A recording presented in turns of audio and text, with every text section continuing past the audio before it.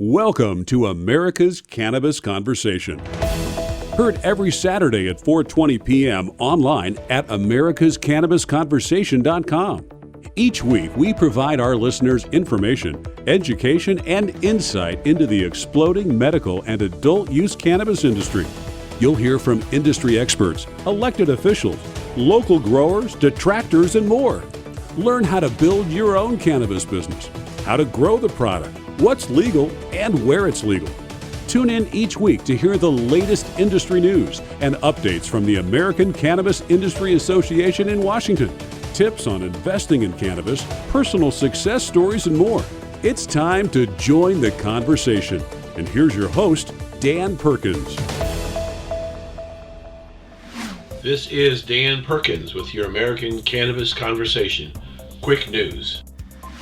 Springfield, Illinois. Several Illinois dispensaries have already run out of recreational cannabis product. The first day of recreational cannabis sales in Illinois generated nearly $3.2 million in sales. By the close of business on January 2nd, sales had leaped to $5.5 million.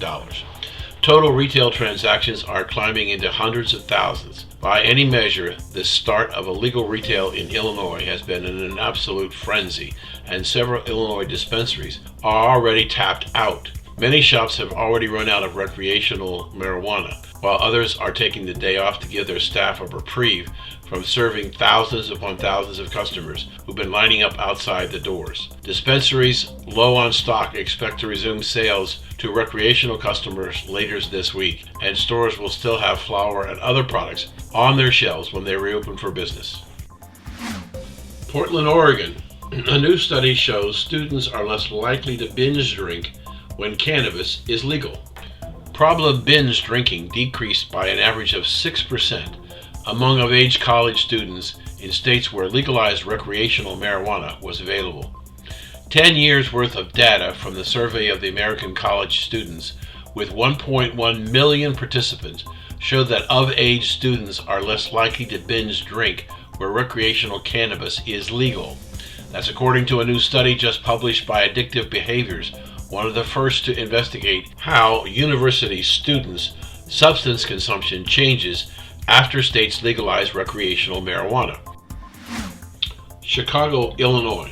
In our last story, people are crossing the state lines to buy recreational cannabis in Illinois. Illinois neighboring states of Iowa, Indiana, Kentucky, and Missouri have yet to legalize recreational marijuana, while Michigan already has cannabis consumers who are crossing state lines to visit dispensaries in Illinois, where sales of recreational marijuana have become legal on New Year's Day. 4 of 5 states that border Illinois, Iowa, Indiana, Kentucky, and Missouri, have not yet legalized cannabis for recreational use. Sales of recreational marijuana began in Michigan, the remaining state that shares the border with Illinois, 1 month ago. Chelsea Solomon, an employee of Nature's Treatment of Illinois in the town of Milan, said that people were crossing the nearby Mississippi River to shop.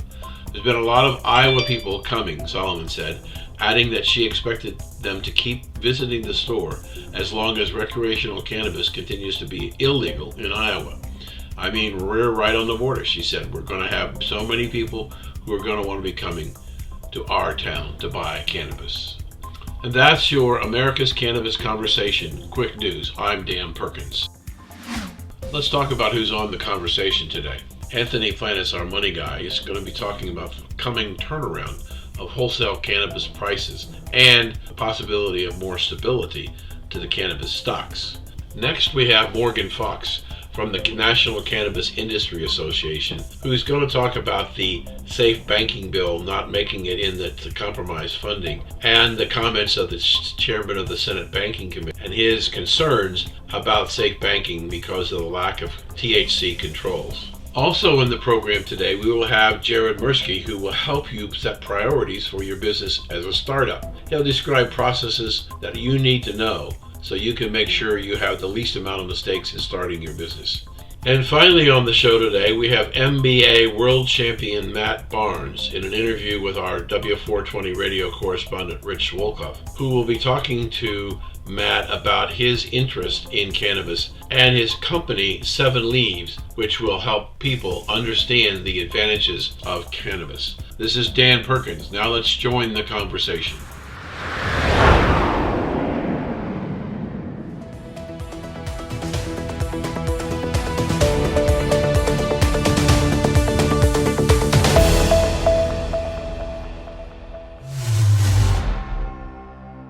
Welcome back to the conversation, and joining us today is our regular Anthony Planas from Banyan Hill Publications, and he's going to speak to us about some changes that took place over the last month in the cannabis inventory and expectations. So, Happy New Year to you, sir. Yeah, Happy New Year to you as well. Let's hope it's a prosperous New Year, too, for everybody. So, Anthony, tell us about what you're seeing or hearing about the price of the raw material and what's happening in terms of activity. Yeah, so it's difficult to get an accurate picture for the entire nation because essentially every state is a market in and of itself. And so with product not being able to go between state lines, you have to look at each market separately. But what we do know is that summer and fall was a pretty tough time for a lot of up-and-coming cannabis producers, multi-state operators as well.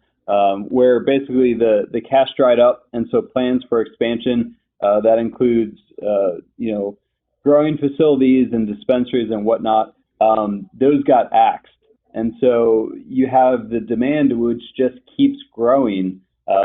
Even in states where it's legalized, we see just this steady uptick in demand year over year, and so with demand increasing and then the supply staying flat, that gives producers and operators the opportunity to raise prices in some of these cases. And I don't think it's you need to be too worrisome about it because the best fix for high prices is high prices. And so that would spur, of course, more supply onto the market. So I wouldn't get too caught up with kind of trending this out too long, you know? So let me go back to something you just said because it sparked a thought in my mind. Each state is a separate market. There is no national market for cannabis. We had a phenomenal opening day, for example, in Illinois, where they did almost $5.5 million in recreational cannabis, and some dispensaries were running low, if not out of inventory. So if every market is a separate market, the idea of the flow of capital from one market to another, the dynamics, is it possible that the dynamics in one market may be dramatically different than another market, and lots of people want to go in one and not many people want to go in the other? Yeah, absolutely. That can absolutely happen. We've seen that with the West Coast, where it's been a very competitive market, and so prices got driven down pretty hard because there was a lot of supply that hit the market. And when you look at these big multi-state operators and their expansion plans, it almost never includes Oregon or Washington because of that reason. Just because even though overall those states do have strong demand, there's just such a flood of supply still left that people aren't looking at it as a great opportunity. So the state may have perhaps, in the case of Washington and Oregon, issued too many licenses initially, which caused eventually, when the crops were starting to be harvested, excess supply, which put a lot of pressure on the suppliers to move out the inventory, and they may have had to cut prices in order to try and generate some kind of revenue. Is that a fair assessment? Yeah, exactly. So going forward, when we look at what's going on in, say, example, Illinois, it would appear, based on the media, that investing in cannabis in Illinois might be a very attractive investment. Yeah, I mean, I agree with that. Of course, it always depends. You have to go company by company to find the best opportunities. But yeah, I just did a video highlighting Chicago and one of the companies that I see as one of the strongest opportunities, not only to capture the Illinois and Chicago market, but also they have a national presence. And so yeah, I think absolutely there's a great opportunity there. One of the things that happened just before Christmas and the congressional recess is to avoid a government shutdown, they passed a continuing resolution. And in that budget resolution, the House put in the implementation of the safe banking law. That was struck from the compromise, and nobody in the House seemed to push back to want it in there. And so it wasn't in the funding bill. And then during Christmas holidays, the chairman of the Senate Banking Committee raised real concerns about whether or not they should consider the safe banking bill, because he had concerns that were no restrictions on the amount of THC per product. So people who are writing about this are now worried that the safe banking situation, or a banking situation for the cannabis industry. Do you have any thoughts on that? I have long thought that the Safe Banking Act, while I'm a full supporter of it, I don't believe that it's going to get passed in its current form or in the current environment. And so I've said that 2019, I didn't think it was going to get passed, and then I didn't see a road for it in 2020 either. And I'm not surprised. So it was Senator Mike Crapo from Idaho, and his concerns were, unreasonably high levels of THC, marketing to children, lack of research on cannabis, and then cartels laundering money. And so those are really, those are all points that when you say them, you get public support, because, of course, the public isn't going to support marketing cannabis to children or giving cartels an avenue to launder money. But those aren't reasons to stop banking support. Those are things that you need provisions in there to make sure that it's regulated and that it's safe and that it's done appropriately and with the ethics that we all believe in. And so his concerns were just basically just buzzwords that he was throwing in there to try and justify his lack of support for the Safe Banking Act.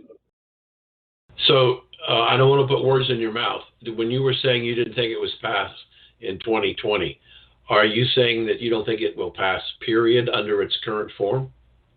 Yeah, just with the current form and the environment, I just don't see a road for it to getting passed. Things change, they evolve, and so I'm just saying, based on what I'm seeing right now, I don't think it's going to pass. Okay. I think there are 4 more states that are considering ballot initiatives for recreational.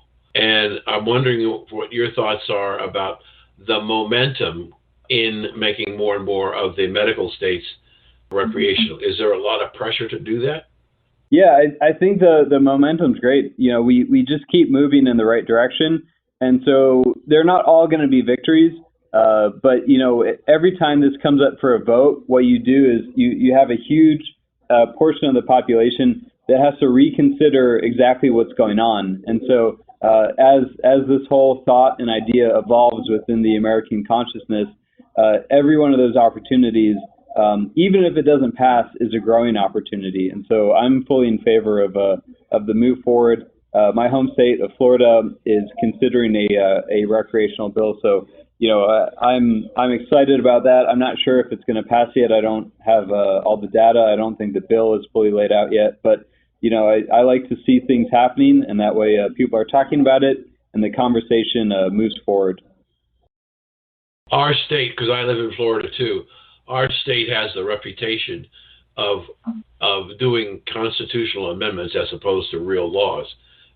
Is the recreational going to be a constitutional amendment, or is there going to be a referendum and the legislature be responsible if it passes to implement the rules, or do we know yet? I'm not exactly sure on that yet. Okay. So let's take a look in the time we have left. Let's take a look at where you see the opportunities today for investing in the cannabis market.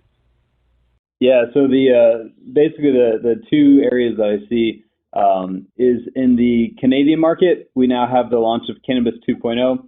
So that includes edibles, vapes, and infused beverages. And what I'm most excited about is what these infused drinks are going to look like.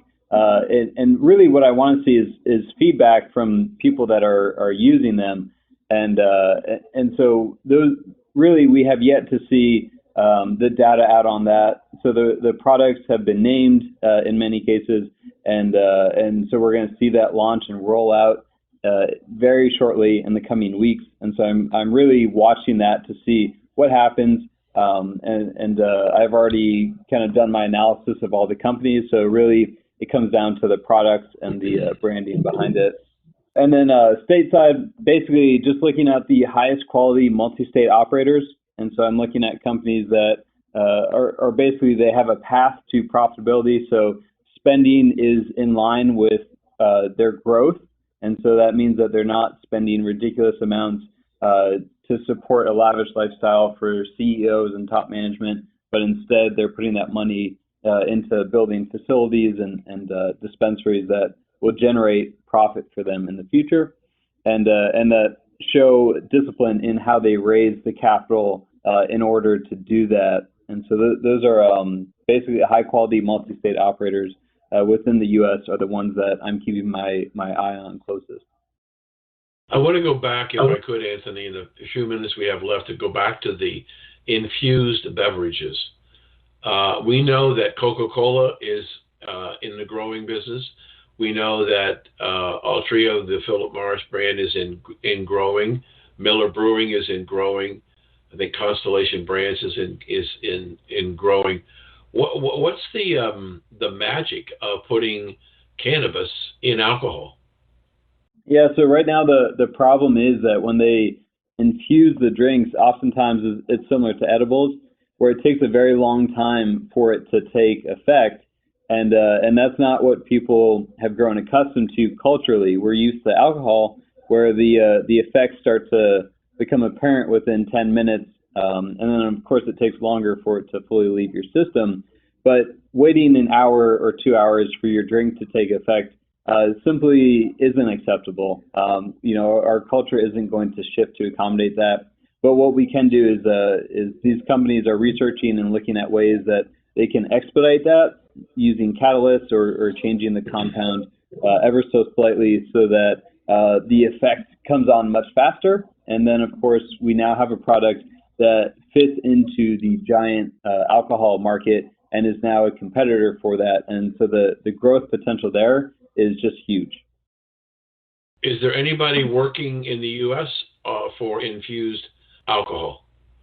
Yeah, so right now it seems like there's smaller brewers that are attempting it. There was actually an infused beer competition in 2019, and I read the reviews from it, and they weren't all that great. So the winner was actually, basically, it was a spiked seltzer. So it was like a seltzer type drink that had THC in it, and none of the beers did very well.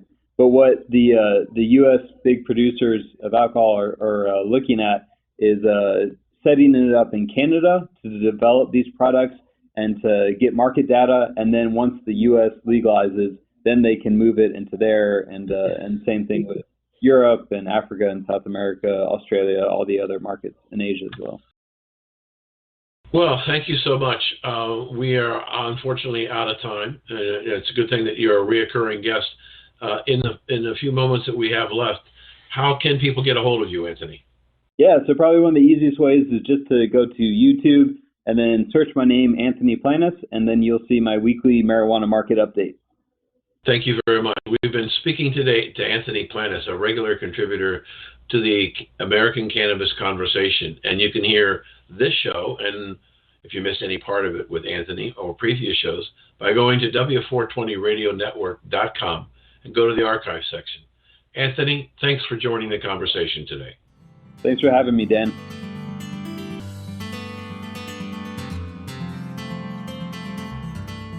You're listening to America's Cannabis Conversation on the W420 Radio Network.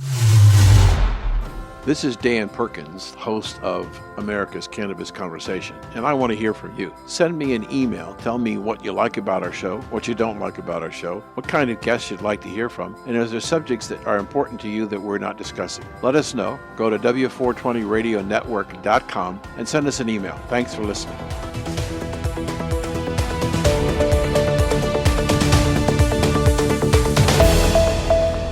Welcome back to the conversation. This is Dan Perkins, and we have a returning guest, Jared Mirsky, who's on our show earlier, and he's going to take a different tack for us today. He's told us in the previous show, which you can get at W420radionetwork.com, and go down and listen to a previous episode, and when he talks about the things that he's done in his career in this industry, I want to, because we have a lot of people who listen to the show who are thinking about getting into the business as a dispensary owner and operator, I want to pick his brain, help pick his brain for you, my listening audience, about the challenges. So, Jared, the business today, by the way, welcome back to the show. The industry has seen phenomenal growth, not without pain and anguish, and changes in the law and licensing and everything else. When we decided to do this show, one of the things we did is we did some survey work, and we found that a lot of people were very interested in wanting to own a dispensary. They wanted to be able to interact with people, help solve problems, and make them feel good about working with people. So what I want you to do is talk about, okay, I'm Joe Smith, and I want to start a dispensary. Why do I need you, and what can you do for me? Well, I would say that most people don't really come in thinking they want to launch a dispensary. I think that most people want to just get into the cannabis industry and figure out, okay, where do I fit? And I think that goes along with entrepreneurship as a whole, given the fact that it really all stems from what is it that you're going to be ultimately the most passionate about. I don't think I would be passionate about having a dispensary, right? I think I would be passionate exactly where I'm at, building brands for myself, but for clients and partners alike. And so it really stems from passion. So, the first piece of advice that I give anybody that's looking to enter into the cannabis industry and asking themselves, what is it that I might even be passionate about? Because some people just have no clue. I say go to a conference, right? Network, meet people, talk to as many different people as you can, ask as many different questions as you can, and really just start to learn the market as a whole so that you can understand what the ecosystem of the industry looks like from the inside out. But, for those that are often looking to get into, let's say, the dispensary and cultivation side, most states and countries, for the most part, are vertically integrated. I think Washington State is literally the only state that lacks vertical integration, which means you can only either grow or you can only sell. And so it's a little weird. But then you've got also the distribution license side. So you have to ask yourself, what area of the industry do you want to be in? Do you want to touch all sides? And that'll often dictate, what state you want to operate in. So looking at the states then that are not nearly as oversaturated as others, you'll want to identify, okay, is this something I want to do with the state that I'm living in, or is this something that I want to do in a new state, right? Or a state where the industry is just sprouting, if you will. But then looking at that, you have to ask yourself, okay, knowing that I want to do cultivation, do I want to do, or a dispensary, do I want to license? Do I want to build a brand, or do I want to license that with other cultivators that are perhaps already producing and distributing product? As where the other side of the coin is, you have to raise money, and now you've got to build this infrastructure yourself. In addition to that, you've got to support building, not one but two brands, because you never want your retail store to be branded the same as your products. Otherwise, another retail store isn't going to want to sell your products because it's named the same as a retail store, which is ultimately their competitor. If that makes sense. So it's a really interesting place to be. So it's that was a great tip you gave people. If you're going to be in the distribution and the retail side, the product itself should not carry the same name as the store. If you're looking the cultivation, yes. Cultivation, yeah, not distribution. Cultivation, yeah. Mm-hmm. I recently had an opportunity to interview a gentleman who has many dispensaries in California, and he feels that the biggest opportunity in the cannabis industry right now is branding what you do and branding specific products as opposed to locations, because he thinks distribution of that product, if you can build a brand, will produce much higher reward than some of the other alternatives. Would you disagree with that? I mean, I wouldn't agree nor disagree. I think that there are, I think that there are many approaches. So what he was saying is that in his dispensaries now, he owns several dozen, and in his dispensaries, and he's also a grower, about 80% of the product that he sells in his stores, his dispensaries, are made by other companies, not him. And he's Correct. looking to take his products to other stores, and his products do not have any representation of the names of his dispensaries. And that's good. So I was looking at it from the standpoint it's almost as like the dispensaries are becoming like supermarkets, and the distributors, the packagers, are coming in and buying shelf space to display their wares. Well, yeah, I mean, that's exactly what's happening. But you do have states like Michigan where, for now, you're only able to produce your own products, right? And you're not able to sell other brands just yet through your dispensary storefront. So what do, right? Do you build house brands and push that? Well, sure, depending on what your revenue or depending on, how much money you're able to raise, it sometimes makes more sense to build a house brand if you're trying to be frugal and just generate revenue. And I use frugal in a nice way. But then you've got the side of like, okay, well, if I want to do this the right way the first time, what is the best approach, right? Well, it's, have your dispensary front, right, your retail front, named separate from your product, because, it's not going to be anytime soon until, you get to a brand gets to a position like Nike where, they have their own Nike store, right? People often use that as an example. They're like, well, Nike has a Nike store. Why can't I just, it's product. Like, they're selling their own product and they sell in other retail stores. Well, Nike does it. Well, Nike didn't come out with the Nike store until long after they had already been selling in other retail stores. So it's not the same. You can't really compare it to that. At the end of the day, you want to make sure that these dispensaries are helping push your product sales. And again, they're not going to do it if it's named the same as your dispensary.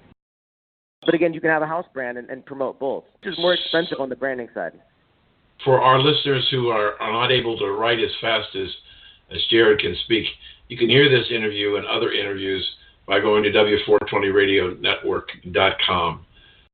I think there's a 900-pound gorilla hanging out there in the woods somewhere waiting to pounce, and that is companies like Coca-Cola and Miller Brewing and other companies are acquiring growing lands and are thinking about building infusion products. And Altria owns a big chunk of vape and other things that big international corporations are buying already into the space. They're doing it quietly, and they're not really pushing anything yet. They're waiting for the federal government to change the status of cannabis to no longer being a controlled substance.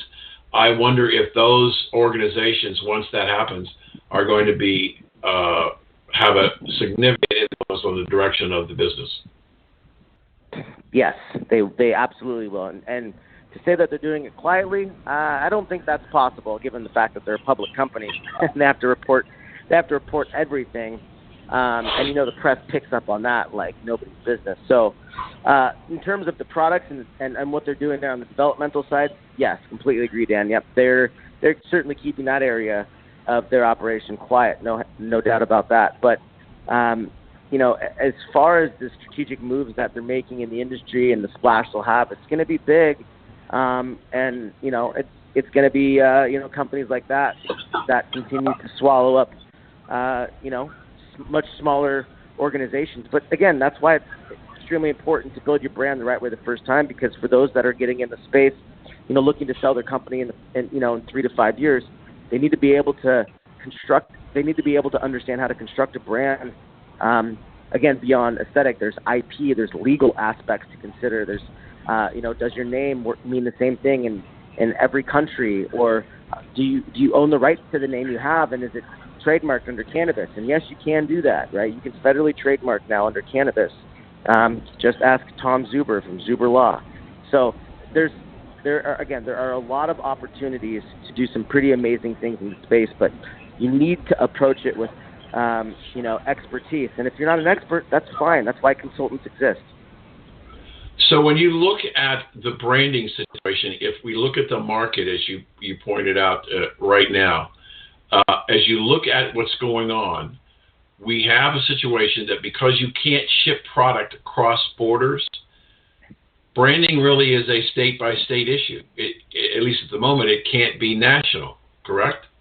No, that's not necessarily correct. I mean, you can't ship from one state to another unless it's CBD products, which we also have a huge focus in. Mm-hmm.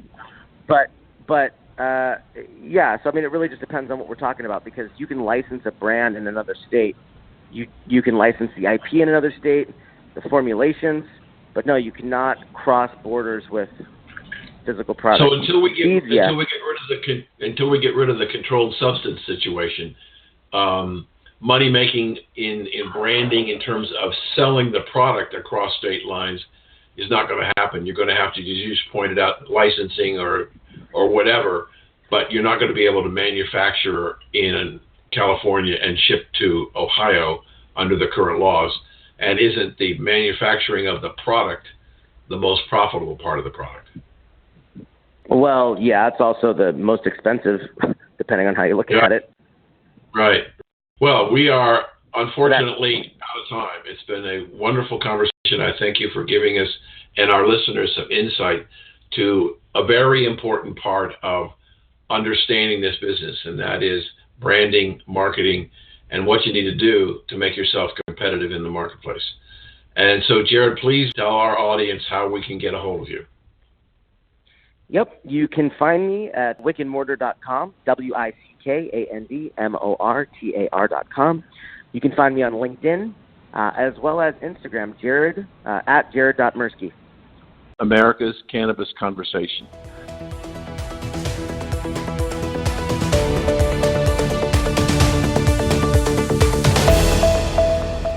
America's newest and fastest growing cannabis-focused radio network is expanding across the country and looking to add to our sales and marketing team. America's Cannabis Conversation offers listeners insight and information on the exploding world of cannabis. It also gives advertisers the opportunity to reach a hyper-targeted audience, literally neighborhood by neighborhood, in markets all across the country. We're looking for a few motivated individuals that want to essentially run their own local business in markets like Boston, Las Vegas, Reno, Orlando, and more. To learn more about this exciting opportunity or to apply, visit americascannabisconversation.com.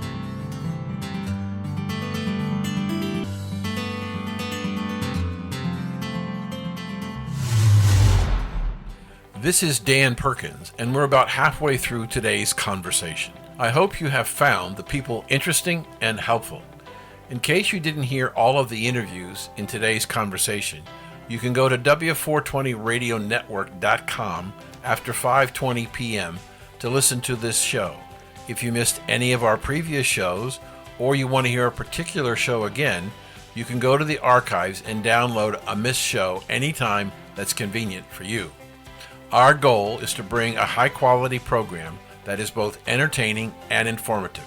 For those of you who are in the industry, we hope we can continue to be your voice, telling the people of America the benefits of this amazing all-natural product.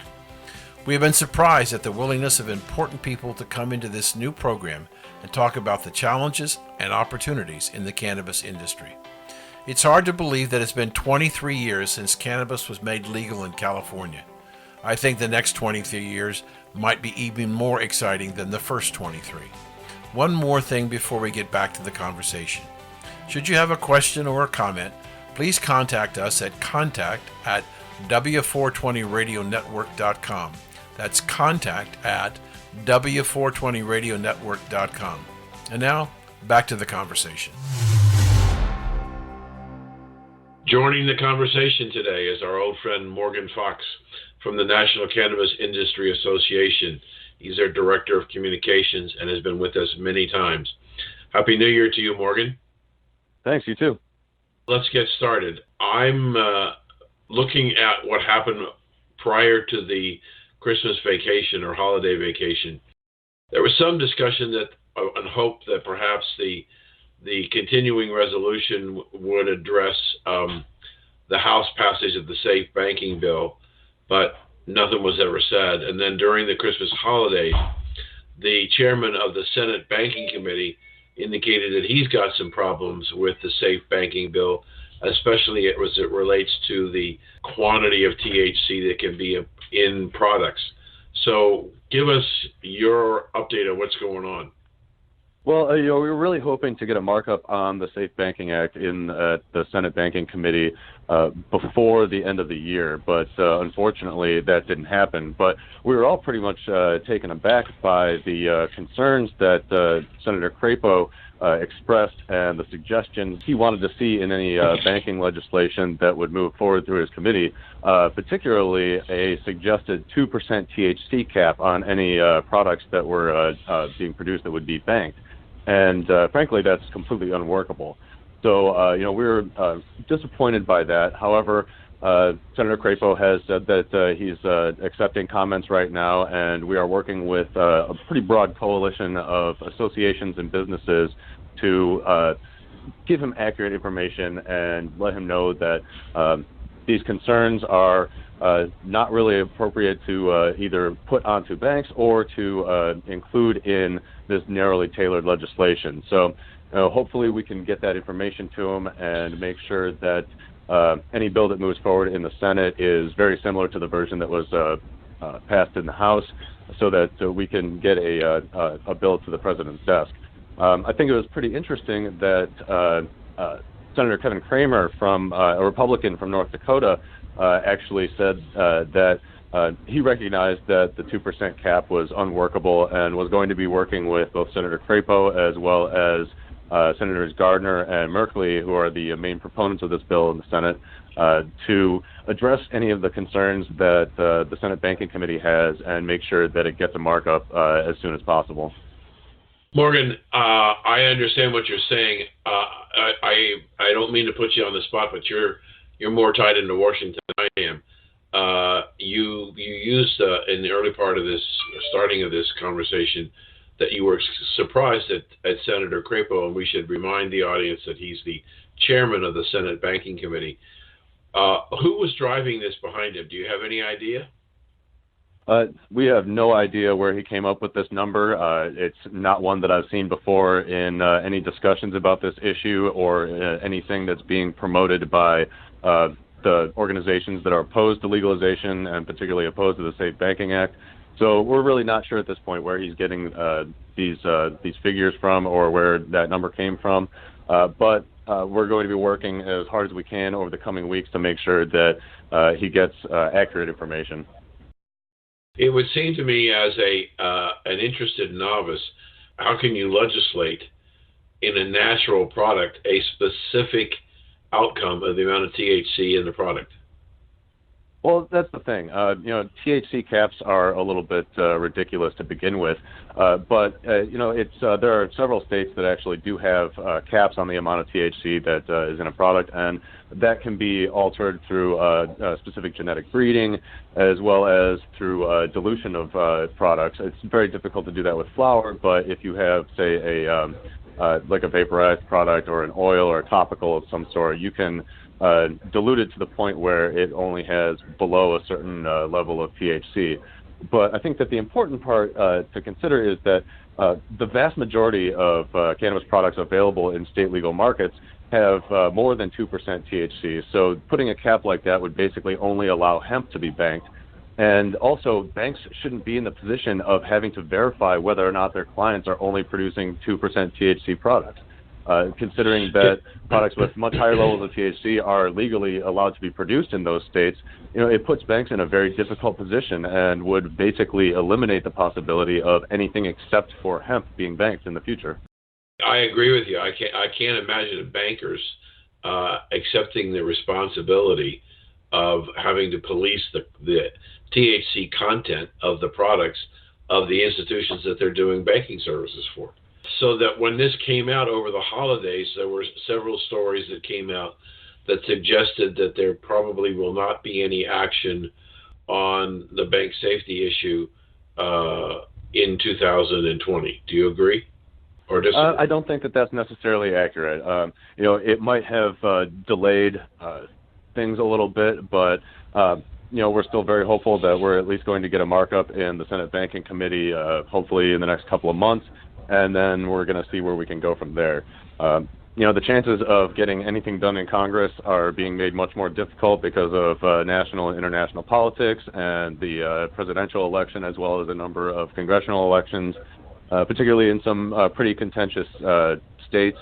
So, I think that we have to be cautiously optimistic about the chance of actually getting any bills passed in 2020. But that being said, it's certainly not an impossibility. Does the meeting calendar and the state and federal campaigns, which will take a lot of people out of Washington, make it more difficult to try and pass this legislation in 2020? I think that that's something that we're still trying to work out. It's clearly going to interfere with the ability to have markups and hearings. But I don't think it's going to make it an impossibility. And also, I think that the fact that a lot of lawmakers and elected officials are going to be back in their home states, many of which are considering cannabis legislation or ballot initiatives this year, is going to keep the issue at the forefront. I was just going to ask you the question as to whether or not legalization and expansion of cannabis will be an important issue in the coming general election. Oh, absolutely. I mean, it's already a huge part of the conversation when it comes to the Democratic candidate field. I think that it's whenever the primaries are done, it's going to continue to be an issue in the presidential debates, and it's certainly going to be on the minds of Congress when we're looking at dozens of states that are going to be considering adult use or medical bills and initiatives. We're speaking with Morgan Fox for the National Cannabis Industry Association. If we look at what's going on and we see that we're going into an election and you've got a lot of interest, what are the prospects now? I think it's 33 states have medical, 11 have now with the addition of Illinois, 11 have in the district have recreational. What's the outlook from your organization as to the prospects of more states coming on board with recreational?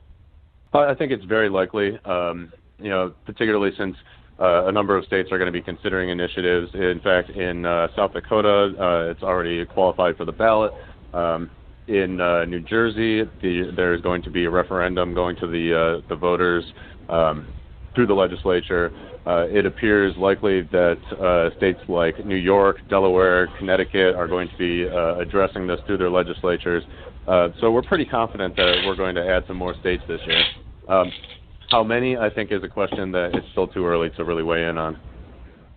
I saw I did a story on the program today about what happened on New Year's Day when Illinois opened up for sale, and the rush of people that crossed into Illinois to buy. And I was talking to a publicist this morning who lives in Illinois and close to the border of Indiana, and he was standing in line a long time to try and get something, and the person next to him said he was from Indiana. And there are reports from all the states around Illinois that people are crossing the border to come in to buy, and they had land office businesses. Some places ran out of product, and there were long wait times. So there clearly still seems to be a significant interest, but investors seem to be not interested or as interested as they were in the cannabis market as far as opportunities for profits. Big California recently, who was going to cut taxes, reversed themselves and increased taxes. And I know you've talked on the show many times about taxes. What other things are going on out there that are adversely affecting the ability of this industry to grow? I mean, well, aside from outdated federal policies that limit access to banking and set a huge federal tax rate, and the fact that cannabis is still illegal at the federal level, just looking at it from sort of an investor position, I think that a lot of people that don't really necessarily understand the cannabis policy issue, they see stories about there being lots of opportunity in this field, but sometimes overlook the fact that this is a commodity that is still not only heavily regulated where it is legal, but still illegal at the federal level, and that as an evolving and complex marketplace, you're not necessarily going to see the same sort of behavior that you might see in other legal commodities. And so I think that investors jump in really excited, and then when they start to realize the unfortunate realities of the cannabis industry and about cannabis policy, they start getting a little bit nervous. And then when some bigger companies tend to concentrate too much on expansion and overextend themselves, then investors get scared and they pull their money back. This is something that we've seen happen in waves. Basically, every time there's some sort of a major step forward in cannabis policy reform, and really, I think that could be fixed with investors really just thinking more about the long term. Well, one of the things that was dominating the headlines and now has gone quiet for a period of time, and that was the vaping issue. And I know your organization was very much involved in that. Where are you today? Actually in the process of developing some resources that will provide more clarity on the issue, as well as recommendations for regulatory control at the state and federal level. But I think that overall, not only has the CDC seen a real slowing down in newly reported cases, but they've been narrowing in on at least some of the more likely proximate causes. It's probably something that has multiple causes, but they've narrowed it down to vitamin E acetate being the most common cause, and there's been a ton of coverage about that. So even illicit market producers are probably being smart and no longer adding that to their products. But certainly the legal market really hasn't been using that product at all for the entirety of its existence. And, we're starting to have more conversations about making sure that there are more clear regulations regarding what sort of additives you're allowed to put into vaporizers. But also I think that the media coverage has been doing a much better job at laying the blame for this where it lies, on the illicit market and on outdated prohibition policies. And consumers are starting to wake up to that fact. You've said many times on this show that you were concerned about, especially in California, the illegal market. And I saw recently where they had a week-long series of raids, and they found thousands of illegal cartridges, vaping cartridges that they confiscated along with cash and hundreds of thousands of dollars of product. Was that a one-time event, you think, Morgan, or is California finally serious about doing something about the illegal market? It's tough to say in terms of their enforcement policy, but I think that if they were really serious, they would start eliminating some of the barriers to entry to becoming a regulated business, start decreasing the tax rates, and start making it easier for people to take part in the regulated industry so that we could start displacing the illicit market.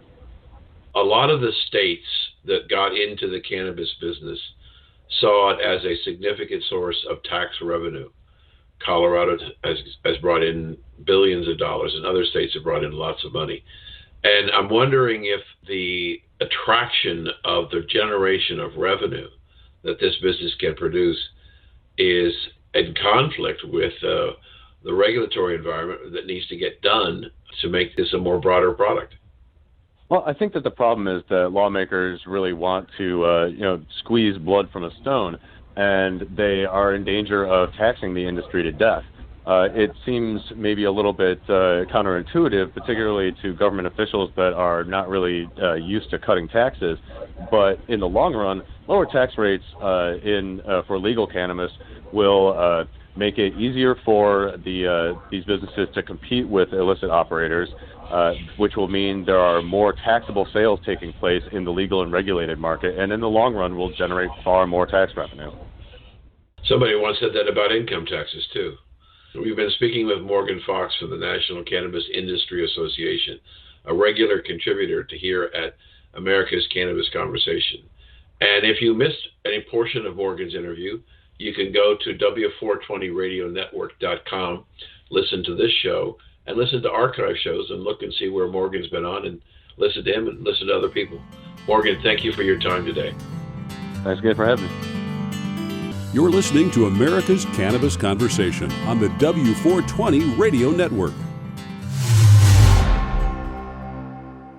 We're at Emerald Cup 2019. Rich Wolcoff for the 420 Radio Network with 15-year NBA veteran and world champion Matt Barnes. Matt, great career. You got a new thing going on, and you're entering the cannabis world. Yeah, appreciate that. Yeah, I started when I was 14, and I used through my high school career, my college career, my NBA career. And, post-career, it was something that interests me. And, I've kind of jumped in feet first. I have a company called Seven Leaves in Sacramento. By January, we'll have 1,000 lights, so we'll be one of the bigger indoor grows. And then I'm actually launching also my own individual line called Swish in about a month, which will be a whole SKU of CBD products and then THC products as well. So you're defying a lot of the preconceived notions about if you get high, you're a stoner, you don't have your together. Yeah. And obviously, there are many professional athletes and elite athletes. So tell me how the paradigm has changed. I've kind of always marched, to my own beat anyway. I think people who follow sports knew that, but I knew it was something that helped me throughout my life and definitely in the NBA. And, obviously hats off to the Major League Baseball. They just taken it off the banned substance list. So I hope, the NFL and the NBA are soon behind that. But I think they're just kind of waking up. They're realizing that, a ton of guys continue to get in trouble, be fined, or even lose their careers over it.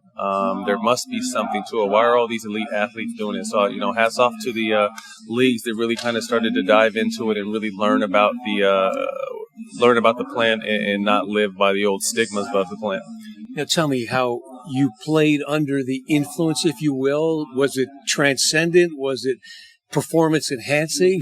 Did it illuminate things that were not there otherwise? No, it allowed me to focus. It wasn't something that I would do right before I went on the court, but throughout the process of the day, if I had a game, I would go to shoot around in the morning, come home, smoke a joint, take a nap, get up, shower, eat, and go to the game. So within a 6-hour window, I had smoked, but not necessarily right before the game. But like I said, it was something that allowed me to take a great nap. It allowed me to focus and concentrate. Obviously, it's an anti-inflammatory as well, so it always just kind of had me ready for the game. Yeah, and you're not alone, because there are many guys, maybe the majority of guys in the NBA and other sports are partaking, yes, either recreationally or therapeutically or both. Yes, no, I would completely agree. I would only like to kind of speak on myself, but I think it's no secret that there are other guys using it. And like I said, unfortunately, right now they're being fined and suspended and losing their careers over, which is unfortunate. So I hope that we're in the process of change right now. Yeah, well, you mentioned back in 2007 the We Believe Warriors that stunned the world and took down the number 1 seed Mavericks. First time an 8 seed had ever done that in NBA playoff history. And in the celebratory mode, you shared a story here at the Emerald Cup. Or maybe you could paraphrase. Yeah. We had won Game 6 against the Mavericks, and went back to a teammate's house to kind of celebrate a little bit. Our head coach Don Nelson lived on the top floor of the building, and we went up there, and he told us that Woody Harrelson was rolling doobies in the back and go partake. And we kind of looked at each other like, what the hell? And we went to the back and kind of partook. So Nelly's kind of always been ahead of the curve in life in general, not just sports. So that was just another example of it being that. Yeah, and I understand that Snoop Dogg got in the mix in that one too. Yeah, Snoop was in town for the game. We ended up, after we left Nelly's, we went to the club to hang out a little bit, and then I hit Snoop up. He told us to come by, and we went back to his hotel and smoked some more. So it was one of those crazy nights. It only fit. After we made NBA history, we had a hell of a night after. Yeah, no, and the league doesn't view it the same way. It's frowned upon, maybe not as severely as other leagues do, but you've had some run-ins with the NBA about that, and it almost cost you your career. Yeah.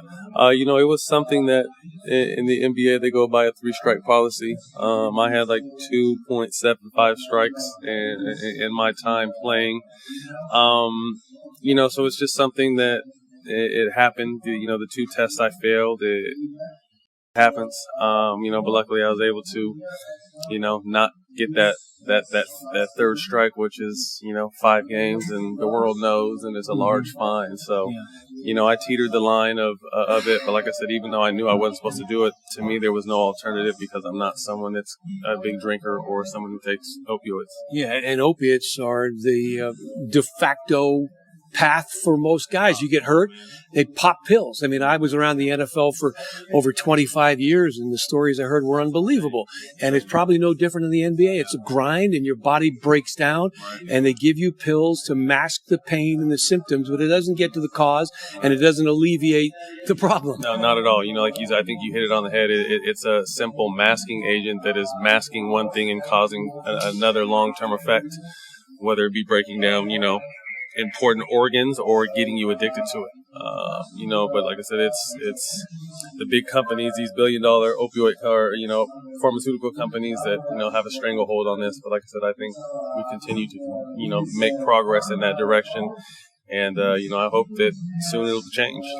Tell me about the mindset playing high, how it might compare to otherwise. It's really just a focus. It's a mental focus. It allows me to lock in. It allowed me to, understand what the task at hand was, no matter what was going on. I had kind of a hectic life off the court as well. So I'm able to block out all the bullshit and for those 2.5 hours, focus on my job and try my best to do it as best as I could. Well, Matt, you had a great run, and congrats on that. And look forward to hearing more about Swish. What's the focus of Swish? So Swish will be, my whole approach in this space is education. My whole goal is to help change regulations in professional sports. So Swish will be a full line of CBD products, along with THC products. But like I said, continuing to educate, continuing to explain the benefits and the educational side of why we use it instead, and really removing the stigma of high. We want to remove that stigma and explain this is why we do it, this is when we do it, and this is what it helps with. And I think the more and more people that are able to do that is going to continue to help raise awareness. All right. Well, the Emerald Cup is happy to have you here, Matt Barnes, NBA champ. Rich Wolcoff for the 420 Radio Network.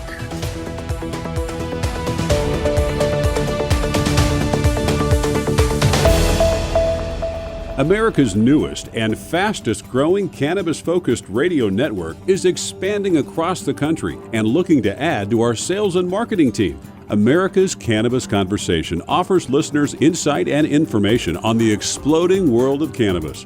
It also gives advertisers the opportunity to reach a hyper-targeted audience, literally neighborhood by neighborhood, in markets all across the country. We're looking for a few motivated individuals that want to essentially run their own local business in markets like Boston, Las Vegas, Reno, Orlando, and more.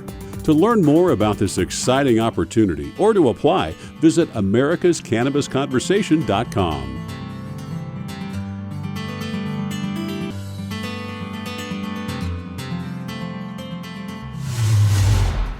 This is Dan Perkins, and thank you for joining the conversation. We hope you enjoyed the conversation today and invite you to join us next week.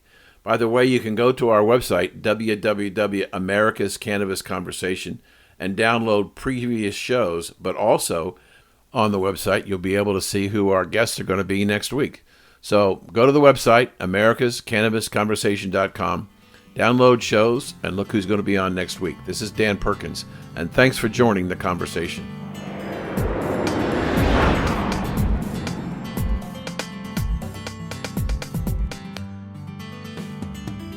thank you for taking part in America's Cannabis Conversation. To hear this show in its entirety or to hear any of our archive shows, log on to americascannabisconversation.com and tune in next Saturday at 4:20 p.m. for the next installment of America's Cannabis Conversation.